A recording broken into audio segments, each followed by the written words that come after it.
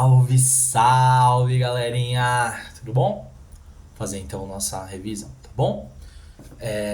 Galera, a gente vai, né, da regência, tá? Vou partir da regência até a proclamação da República, né? Passando aí por tudo que a gente discutiu nesse longo século XIX. Vocês devem estar cansados de século XIX, né? Eu que gosto, hein? Eu já odiei o século XIX, hoje em dia eu gosto, mas eu tô bastante cansado, mas a gente já vai vencer. É, e então a gente vai, né, da regência até a república. É, e aí eu termino, né, revisando aí esses últimos conteúdos que a gente viu. Guerra civil não, como vocês viram, né? Só até destino manifesto, expansão para o oeste, destino manifesto, tá bom? Galera, assim, começando pela regência, é importante demais que a gente lembre, né, que a regência foi o período mais conturbado, né, digamos assim, do Império Brasileiro. E esse período ele é extremamente conturbado, a gente sabe muito bem que tem tudo a ver com um choque, um embate, um conflito de projetos políticos distintos, né, políticos e econômicos também. Quando a gente olha, né, para esse período, a gente percebe que existe um grupo político-econômico do Brasil ligado ao tráfico de escravos, já ao café, né, concentrado e localizado no Sudeste, às margens ali da corte, né, que vai então defender, né, e aí de certa forma vai usar e ser usado na boa e velha Lei 1 Carlão de História, em que uma mão lava a outra e as duas lavam a bunda. Pode falar bunda no YouTube? Vamos bloquear meu vídeo por causa disso, né? Bom, que vai, né, defender um projeto que seja integração do território. Isso não está em discussão, né? Vamos defender o território do Brasil grande como ele é, né, como ele foi colonizado, né, sem fragmentar, sem separar, sem acontecer o que aconteceu ali com os nossos irmãos colonizados pela Espanha. O segundo critério é, obviamente, a manutenção da escravidão. Né, isso não está em discussão. Como também não está em discussão em muitos lugares, mas percebam, né? A escravidão ela é mais importante para aqueles que estão aí no Sudeste defendendo esse modelo de Estado centralizado. E não está em debate a monocultura. Né? Não está em debate assim, vamos investir naquele gênero econômico mais importante. Que nesse período já começa a ser o café. Né? Então, esse modelo ele vai se chocar com os modelos políticos e econômicos de outras cidades, que vão ser chamadas, né, de cidades rebeldes. Por quê? Porque elas vão se rebelar. Tô falando do quê? Tô falando das revoltas regenciais. Nas revoltas regenciais, a gente vai perceber... E aí, galera, não vamos passar por todas elas, vamos passar por uma só, uma lesma, mas a gente sabe que ela é diferente. Agora, seja no caso da Farroupilha, né? Seja no caso da balaiada, o que você tem são tentativas que vai ver a associação entre as camadas pobres e as elites locais de se unirem para colocar um projeto que seja deles contra esse projeto que eu acabei de explicar para vocês, da coroa, da corte, né, do Rio de Janeiro, do Sudeste, para que esse projeto, né, regional agrade mais tanto essa elite quanto essas camadas subalternas. No caso da Farroupilha, é o gado, né, e tem uma participação reduzida. Tem participação das camadas subalternas sim, não se esqueçam, mas reduzida, né? E lá a questão é fazer políticas econômicas que sejam benéficas para a produção do gado bovino. No caso da... Qual que eu citei? Da balaiada, né? No caso da balaiada, é o trabalho com as drogas dos sertões para aquela elite de lá, para aquela elite local. Né? É a expulsão dos comerciantes portugueses para que apenas os brasileiros pudessem trabalhar com comércio e ganhar dinheiro com aquilo. Então, assim, essas são as revoltas regenciais e elas dialogam muito entre elas. Até porque não se esqueçam que essa associação entre as camadas baixas e essa elite local vai dar ruim em todos os movimentos. Porque quando as camadas subalternas colocarem os seus próprios projetos, a elite vai fechar com quem? O que é melhor, né, para essa elite local? Não vai ficar correndo o risco de perder seus privilégios. Vai falar, tá bom, vamos ter que pagar imposto aí pra corte, melhor do que perder os escravos, melhor do que perder poder, privilégio, né? A gente sabe que é um pouco essa tônica. Quando a gente olha especificamente para a revolta dos malês, aí sim a gente tem algumas questões, né? As revoltas dos malês, assim, por que ela é regencial? Porque ela acontece no período, mas ela não tem nada a ver. Não é um projeto de Estado que os malês estão defendendo. É um projeto de vida, de liberdade, não é isso? Bom, o que foram os malês, gente? Escravizados, de origem islâmica, que estavam na Bahia, em Salvador, vivenciando a cultura e a identidade desses escravos que eram islâmicos. Isso é importante. Falam a mesma língua, professam a mesma religião. Identidade. Se juntam, conversam. Segundo aspecto, a grande maioria destes escravizados de Salvador, em 1835, eram escravos de ganho. A gente falou sobre isso em aula, estão lembrados? Escravizados que não estavam fazendo aquela prática que a gente mais assemelha à escravidão, que é trabalhar numa fazenda. Não. Eles trabalhavam nas ruas, sob certa liberdade, vendendo quitutes, fazendo serviços, para que no final do dia esse dinheiro pudesse ser entregue ao seu senhor. E essa possibilidade de vivenciar essa com todas as aspas do mundo liberdade é que vai fazer com que o pacote se feche, porque percebam, eles falam a mesma língua, têm a mesma cultura, portanto, não embatem, né? não tem conflito entre eles. E eles têm a possibilidade de organizar uma coisa, porque não tem ali, né, um senhor de escravos aqui o tempo inteiro controlando eles. E é assim que a revolta se desdobra. É por isso que a revolta acontece em 35 em Salvador. É uma revolta cujos escravizados eles têm a linda, né, proposta de tomar os barcos e voltar para a África, né? É uma revolta bastante violenta, né, numa tentativa de destruição dos templos católicos, inclusive, né, de certa forma revidando, né, reagindo à violência que a estrutura da escravidão impôs a estes escravizados. E é uma revolta que, infelizmente, ela acaba sendo violentamente reprimida, né? Mas muito importante, né, para nossa história, inclusive. Bom, quando a gente olha para esse período conturbado, a gente sabe que ele durou pouco tempo, né? A regência ela dura 9 anos apenas.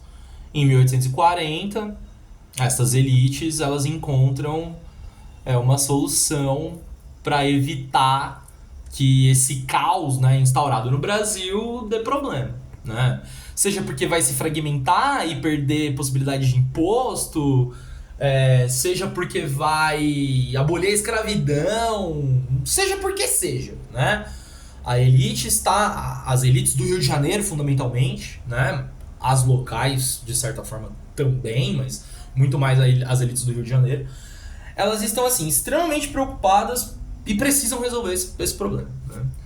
Bom, e aí que entra o golpe da maioridade, né? A gente sabe que é aí que Dom Pedro II é colocado no poder pelos liberais, mesmo sendo contra a ideologia dos liberais, se é que eles têm ideologia. Mas são eles que vão propor esse golpe, os conservadores aceitam, os liberais querem manipular Dom Pedro II, é uma criança de 14 anos de idade. Mas bom, Dom Pedro II não é manipulável, né? E ali, no movimento de acomodação, né, entre muitos embates, né? Bom, os liberais querem mandar, mas os conservadores é que ideologicamente tem mais proximidade, quem vai influenciar quem, ora os liberais, os conservadores estão falando. Como se desenrola essa história? Um Dom Pedro dando seu grande golpe de mestre, né? Estabelecendo o parlamentarismo no Brasil, né? Quando se estabelece o parlamentarismo, vocês sabem muito bem, o parlamentarismo é aquele regime que funciona, né, com um cargo de primeiro-ministro, né? Presidente do Conselho de Estados é o cargo, né, oficial no Brasil. E esse cargo, então, ele vai ser exatamente o oposto de como acontece no parlamentarismo no modelo clássico. O parlamentarismo clássico, essa figura, o primeiro-ministro, é eleita pelos deputados. E é ele que controla, né,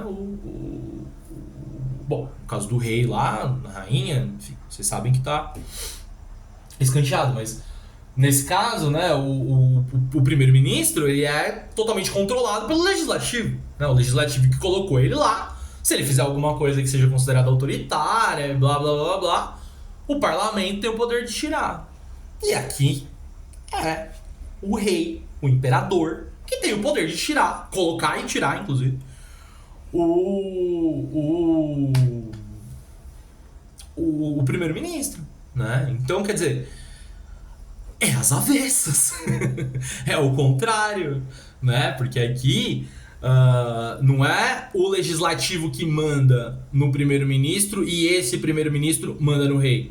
Lá, o imperador, a partir do poder moderador, manda no primeiro-ministro, o primeiro-ministro manda no parlamento. Tá? Então, é as avessas. E nesse jogo, por que é genial, né, do ponto de vista de Dom Pedro, obviamente? Porque aí ele consegue, ele tá controlando o cargo. É ele que indica quem vai ser o primeiro-ministro. Ora, o conservador, né, do Partido Conservador, tá lá na frente. E aí o primeiro-ministro do Partido Conservador elege o seu gabinete, os seus deputados, que vão ser do mesmo partido. Governou um pouquinho, gostou? Agora vai você, dos liberais, governar um pouquinho pra todo mundo ficar feliz. E quem efetivamente mandar em tudo é Dom Pedro II, né? Por isso que tem essa longevidade aí na situação do Brasil, né? Falando um pouquinho agora, galera, da estabilidade do ponto de vista econômica, né? Vamos pensar aqui um pouquinho sobre o café, né? Café, imigração, enfim. Os aspectos, digamos, mais sociais aí do século XIX, né?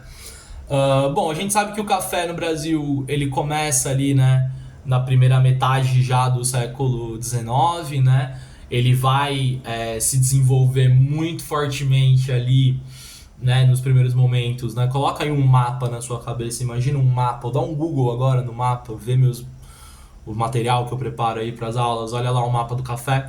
Ele vai fazer, né, vindo ali da corte, pegando ali o caminho do Vale do Paraíba, ainda Fluminense, né, ainda no Rio de Janeiro, passa a fronteira ali, vai Volta Redonda, Resende e tal, chega em São Paulo, continua no Vale do Paraíba de São Paulo, mas ele vai encontrar o seu auge, aí já estamos na segunda metade do século XIX, no interior de São Paulo, né, o interior de São Paulo que vai ter aquela terra fértil, fofa, avermelhada, né, úmida, muito propícia para o desenvolvimento do café.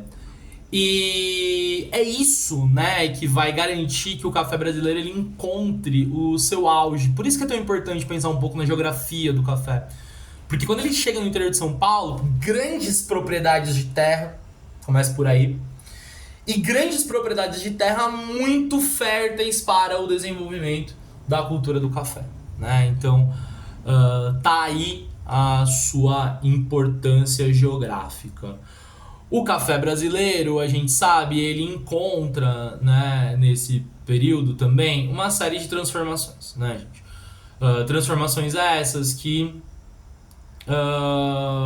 vai ser muito assim impactante na sociedade brasileira, pensando um pouco sobre, primeiro, a questão da escravidão, né? Não tem como você não pensar na imigração, no café, sem pensar na escravidão, né?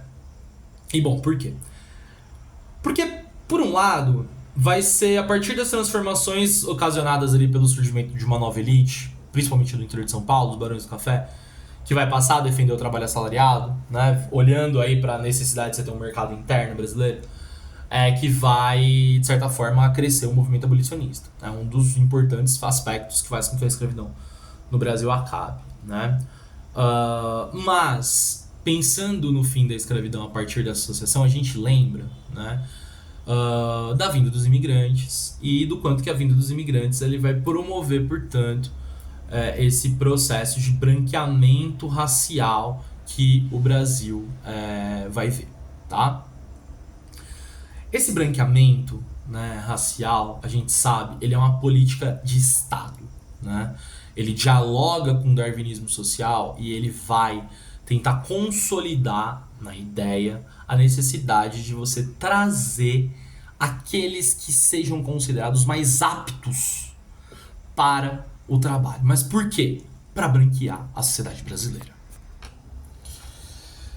Agora, gente, também é importante a gente pensar que a escravidão, né, ela não vai acabar assim de uma hora para outra, né? Quando a gente olha, por exemplo, para o século XIX inteiro, né? O tráfico negreiro, inclusive, ele vai durar, vocês sabem muito bem, até 1850, né? Então é muita coisa. Depois de 1850, efetivamente acaba o tráfico, mas existe ainda a necessidade de você ampliar a produção. Isso vai resultar, por exemplo, num tráfico interno, né? Então é importante a gente ter isso em mente, né? Que existe esse processo, né? E aí, gente, por fim, é importante a gente ver outras duas coisas, né? Pra gente poder encerrar. Tá ficando longa, né? Essa videoaula, desculpem, tá, gente? Não assiste no 1.5 nem no 2.0, pelo amor de Deus, eu já falo rápido, mano. Se assistir assim, você não vai dar conta, tá? Mas vamos lá, vou tentar agora ser mais breve para não cansar vocês também, né? Quando a gente olha então para esse aspecto, né, da questão da escravidão ainda se perpetuar, é importante a gente pensar que ela continua pela necessidade da ampliação da produção do café, né?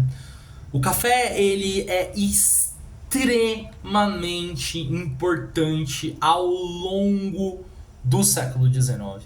E ele requer uma necessidade, né, de você ter mão de obra para fazer essa ampliação, né? É o carro-chefe da economia brasileira. Não que o açúcar tenha deixado de existir. Vocês sabem que ele continua, ele é importante, né? Mas, ainda assim, esse açúcar, ele obviamente não é, né, páreo para o café brasileiro. Até porque, gente, o açúcar, ele vai requerer, né, de algum investimento tecnológico que não vai acontecer, né, não acontece. Então não tem modernização de engenho, não tem modernização na produção, não tem nada de modernização no açúcar. E o açúcar também muito mais restrito ao Nordeste, que já está em franca decadência nesse período, então tem essas questões econômicas aí pra gente pensar um pouco, né? E, enfim, tantas transformações assim, era óbvio, né, que existiria então uma transformação política fundamental nesse processo todo, que vai ser a proclamação da República, né? Lembrem-se que a proclamação da República, ela não altera em nada a ordem, ela exclui o povo tanto da participação quanto do projeto político de República. Mas é importante a gente pensar um pouco para que serve a República, né? Se ela não serve pro povo. A República Brasileira, ela vai ser criada para dar voz, para dar participação para essa nova elite importante que está nascendo. Então, quer dizer, nasce essa nova elite quando ela pensa a necessidade de ampliação do mercado consumidor, portanto, era necessário acabar com a escravidão. Tô falando, obviamente, né, do interior de São Paulo, e não é à toa que o Partido Republicano Paulista, né, é paulista, e nasce lá em 1870. Ou seja, o projeto é o projeto econômico, né?